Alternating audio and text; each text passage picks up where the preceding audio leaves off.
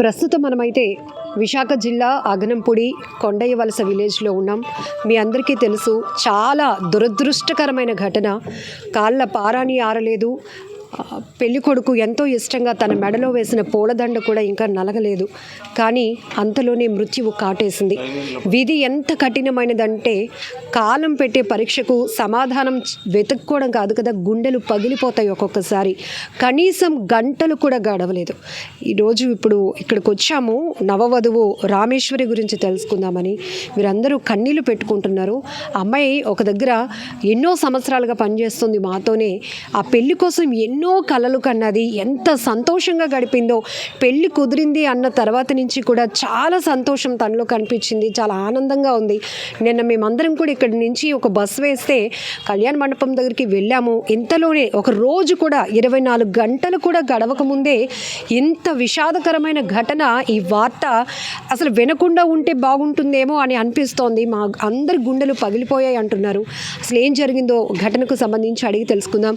నిన్ననే పరవాడ వాడచీపురుపల్లిలో కళ్యాణ వేదిక వద్ద ఎంతో అందంగా ముస్తాబైన వేదికలో 3 ముళ్ళు వేయించుకున్న అమ్మాయి అత్తారింట్లో అడుగు పెట్టుదామని వస్తున్న తరుణంలోనే అగనంపూడి శనివాడ వద్ద జరిగినటువంటి రోడ్డు ప్రమాదంలో అక్కడికక్కడే ప్రాణాలు కోల్పోయింది. ఆ వరుడు ఎవరైతే కొత్తగా పెళ్ళైనటువంటి ఆ వ్యక్తి పరిస్థితి చాలా దారుణంగా దయనీయంగా ఉంది. ఎందుకంటే ఎన్నో ఆశలతో ఒక అమ్మాయి తన జీవితంలోనికి వస్తుంది, కొత్త లైఫ్ని స్టార్ట్ చేయాలి అనుకున్నటువంటి ఆ వ్యక్తి కళ్ళెదుటే 3 ముళ్ళు వేసినటువంటి తన భార్య కళ్ళెదుటే చనిపోవడం ఇప్పటికీ జీర్ణించుకోలేకపోతున్నాడు. అతనికి కూడా గాయాలు కావడంతో ప్రస్తుతం ట్రీట్మెంట్లో ఉన్నారు. మరొక బాధాకరమైన ఘటన ఏంటంటే నవవధువు మృతి చెందిన కొన్ని గంటల్లోనే ఆ తల్లి కూడా అదే కారులో ప్రయాణిస్తూ ఉన్నారు. వాళ్ళతో పాటు వస్తున్నారు. ఆమె కూడా ప్రమాదంలో తీవ్రంగా గాయపడింది. నేను దువ్వాడ నుంచి డైమండ్స్లో పనిచేస్తున్నాను మేడం, WDS మేడం. ఆ అమ్మాయి 14 సంవత్సరాల నుంచి పనిచేస్తుంది మేడం. ఇప్పుడు వరకు కూడా అమ్మాయి దగ్గర ఏ రిమార్క్ లేదు మేడం. పెళ్లి కూడా చేసుకొని అన్నది మేడం. కానీ ఎన్ని కలలు కన్నది మేడం, చాలా కలలు కన్నది మేడం. వాళ్ళ అమ్మని నాన్న కోసం ఏడిసింది మేడం. 2 అక్కలు ఈడ్చుకొచ్చింది మేడం. పెళ్లి చేసుకుంది మేడం. రాత్రి అందరూ వెళ్ళారు మేడం పెళ్ళికి. మేము డ్యూటీ చేస్తుండే మాకు ఫోన్ వచ్చింది మేడం 4 గంటలు. మాకు ఇక్కడ హాస్పిటల్కి వచ్చే టైంకి తీసుకెళ్ళిపోయారు మేడం. తన ఆఖరి చూపు కూడా మేము చూడలేదు మేడం. ఎక్కడ పనిచేస్తుందండి తను రామేశ్వరి? మేమందరూ కలిసి చేస్తున్నాం మేడం. 14 సంవత్సరాల నుంచి చేస్తుంది మేడం అమ్మాయి. తను నేను ఒకసారి జాయిన్ అయ్యా మేడం. VPZ డైమండ్స్లో చేస్తున్నాం మేడం, WDS మేడం. నిన్నందరూ మీరు పెళ్ళికి అందరూ వెళ్ళారు మేడం. రాత్రి నైట్ దూరం అయినా కూడా వెళ్ళారు మేడం. ఈ అమ్మాయి ప్రతి ఒక్కరికి పెళ్ళికి వెళ్తుంది మేడం. ఎవరికి దగ్గర కూడా వెళ్ళండి కాదు. కానీ చాలా కలలు కన్నది మేడం. దేవుడు అమ్మాయిని ఎందుకు అలా తీసుకెళ్ళిపోయి అర్థం కావట్లేదు మేడం. ఇప్పటికీ అందరూ ఒక షాక్లో ఉన్నామండి, కోలుకోలేకపోతున్నాం. నిజం కాకుండా ఉంటే ఎంత బాగుండండి, చాలా హ్యాపీగా ఉంది అనిపిస్తుందండి. చాలా ఆనందపడ్డాము, అందరూ విని చాలా సంతోషపడ్డాము. మా చెల్లికి పెళ్ళి అవుతుందండి. దేవుడు ఇప్పటికి అలా చేశాడు, మా ఆశలు నిరాశ చేశాడండి. ఈ పెళ్ళికి చాలా బాగా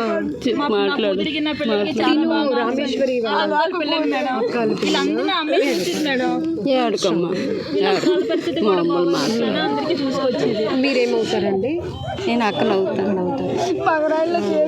అందరూ ఈ టైంకి పెళ్లి హడావిడిలో అందరూ వెళ్ళామండి. అందరూ పెళ్లి హడావిడి అందరూ హడావిడిలో ఉన్నాం. చాలా సంతోషంగా ఉన్నామండి ఈ టైంలోనే. అసలు ఇలా అవుతుందని కూడా అనుకోలేదు.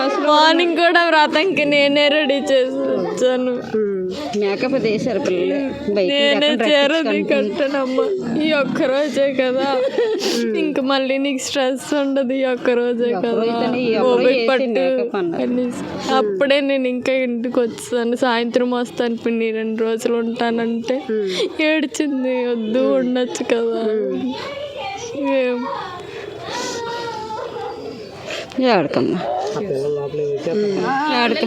ఇప్పుడు అక్కడి నుంచి ఎంత దూరం అండి? అసలు మరి కొన్ని గంటల్లో కూడా కాదు, ఒక 2 కిలోమీటర్ల దూరంలో అమ్మగారి ఇంట్లో అడుగు పెట్టాల్సిన అమ్మాయి. అగనంపూడి పునరావాస కొండయ్యవలస గ్రామం ఈలోని ఉన్నటువంటి నడుపూరు పెంటారావు, ఆయన లారీ డ్రైవరు. ఇక్కడ అందరితో ఎంతో కలివిడిగా ఉండి ఇక్కడ అన్ని కులాలు రాజకీయాలకు కులాలకు అతీతంగా అందరూ కలిసిమెలిసి ఉంటాం. అలా అటువంటిది ఆ పెంటారావు గారు చిన్న మూడో అమ్మాయి నిన్న పెళ్ళి చీపురు పెళ్ళి 1 గంటగా అయింది. ఈరోజు ఎర్లీ అవర్స్ 1 అవర్ అవ్వలేదు.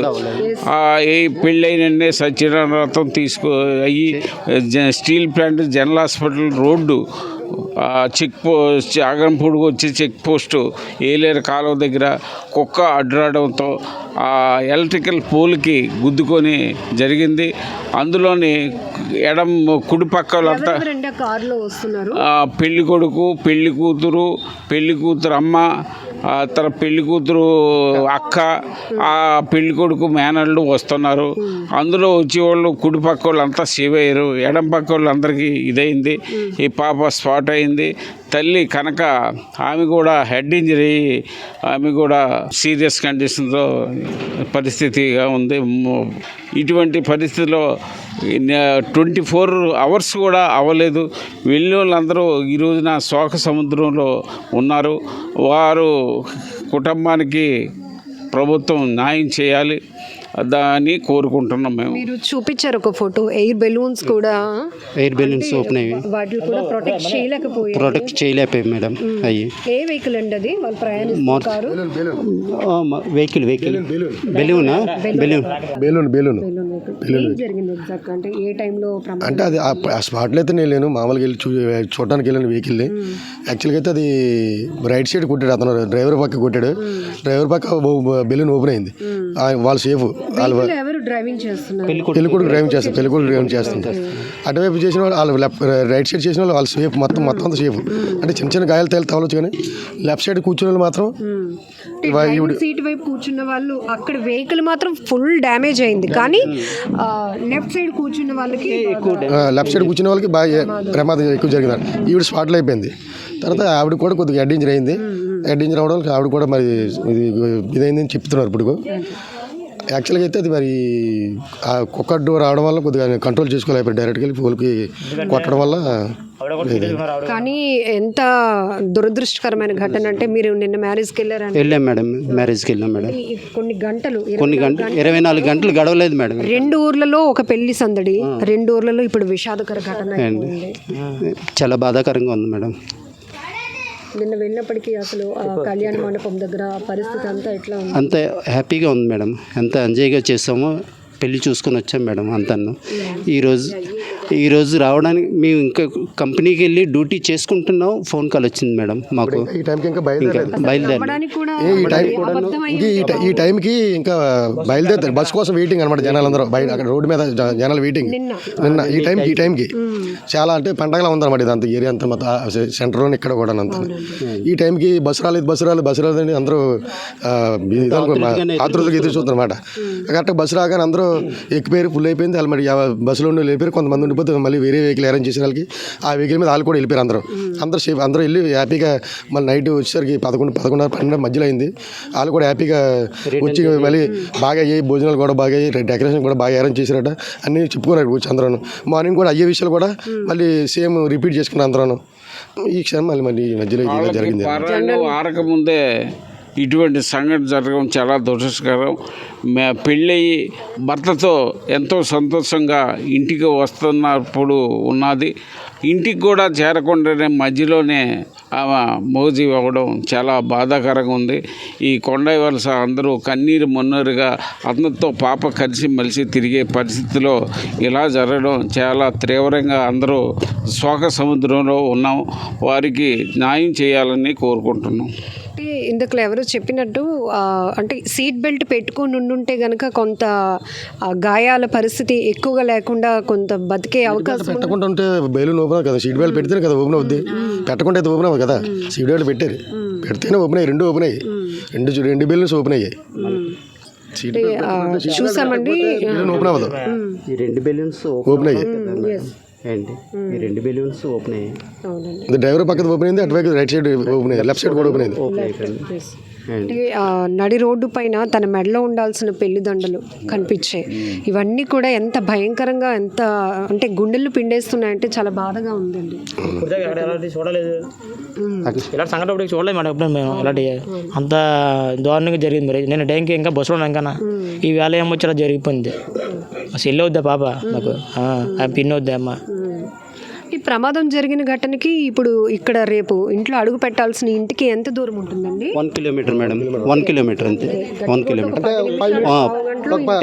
10 మినిట్స్లో వచ్చేస్తారు మేడం. 5 నిమిషాలు తారుమారు వచ్చి అయిపోయింది మేడం. మామూలుగా సిగ్నల్ పడితే అడ్డు ఇంకా అండ్ 10 మినిట్స్లోనే ఇంటికి వచ్చేస్తారు. పెళ్లి కొడుకు ఏం చేస్తుంది? ఎన్టీపీసీలోనే కాంట్రాక్ట్ బేసిక్ మీద జాబ్ చేస్తున్నారు, మెయింటెనెన్స్ డిపార్ట్మెంట్లో జాబ్ చేస్తున్నారు మేడం, ఎన్టీపీసీలోనే.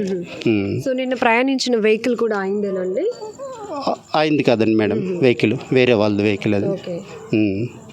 వేరే వాళ్ళది వెహికల్ అది. అంటే all friends vehicle friendship circle మీద తీసుకొచ్చారు మేడం వెహికల్.